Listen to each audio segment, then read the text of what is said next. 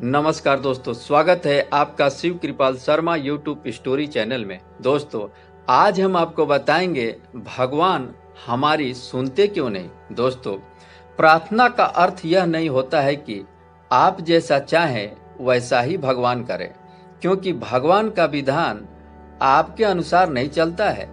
इसलिए तो आप भगवान को दोषी मानते हैं कि हे भगवान, हमारे दुख, हमारी पुकार आप क्यों नहीं सुनते हैं।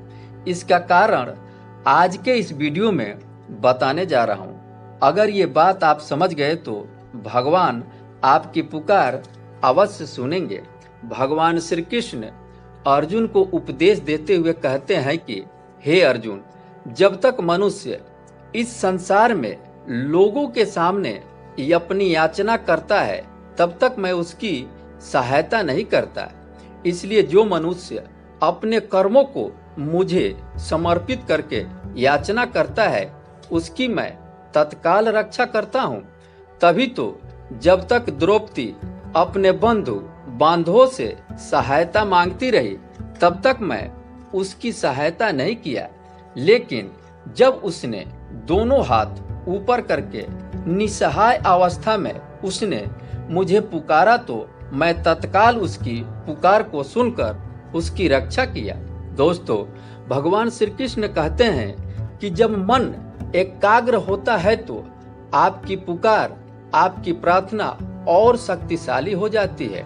जब आप प्रार्थना करते हैं तो उसमें आपको पूर्ण रूप से भाव विभोर होना पड़ता है। यदि आपका मन पहले से कहीं और भटकता है तो फिर वह प्रार्थना मेरे तक नहीं पहुंचती है। जैसे कि आपको कोई दुख होता है तो आप अधिक एकाग्रचित हो जाते हैं, इसलिए दुख में लोग अधिक सुमिरन करते हैं। प्रार्थना की पुकार होती है जब तक आप अत्यंत निसहाय या निर्मल महसूस न कर रहे हो। तो इन दोनों ही परिस्थितियों में आपकी पुकार भगवान अवश्य सुनते हैं। जब आप निसहाय होते हैं तो आपकी पुकार आपके दिल से निकलती है। इसलिए ही तो कहते हैं निर्बल को भगवान राम।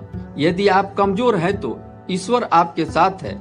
प्रार्थना सच्चे दिल से करें, आपकी पुकार सुनी जाएगी। इसलिए आपने कभी भी अपना सर्वश्रेष्ठ समय भगवान के लिए कभी निकाला ही नहीं। आप तो अपने आप में, अपने अहंकार में रहते हैं। भगवान की प्रार्थना करने के लिए आपको सच्चे और पवित्र हृदय का होना अत्यंत आवश्यक है। जब तक आपका मन इधर उधर वासनाओं में भटकता रहेगा तब तक भगवान आपकी सहायता नहीं कर सकते हैं। भगवान को पाने के लिए निसहाय होना पड़ता है। जैसे कि द्रौपदी ने निसहाय होकर भगवान को पुकारने लगी तो भगवान ने तत्काल उनकी रक्षा की और उनकी इज्जत बताई। इसी प्रकार आपको भी भगवान पे भरोसा करके निसहाय होकर भक्ति पूजन करना चाहिए और दीन दुखियों की रक्षा भी करनी चाहिए। जब तक आप दूसरों के सामने अपनी याचना करते रहेंगे तब तक भगवान आपकी कभी नहीं सुनेंगे, क्योंकि भगवान यही कहते हैं कि तुम अपने कर्म को मुझे समर्पित कर दो, मैं तुम्हारे दुखों को अवश्य दूर करूंगा। परंतु ऐसा होता नहीं है दोस्तों। आप तो यही कहते हैं ना कि मैं तो भगवान पे विश्वास करता हूं, परंतु आप अपने दिल से पूछिए, कभी भी आप भगवान पर उतना विश्वास नहीं करते हैं जितना कि होना चाहिए। आप करके तो देखिए।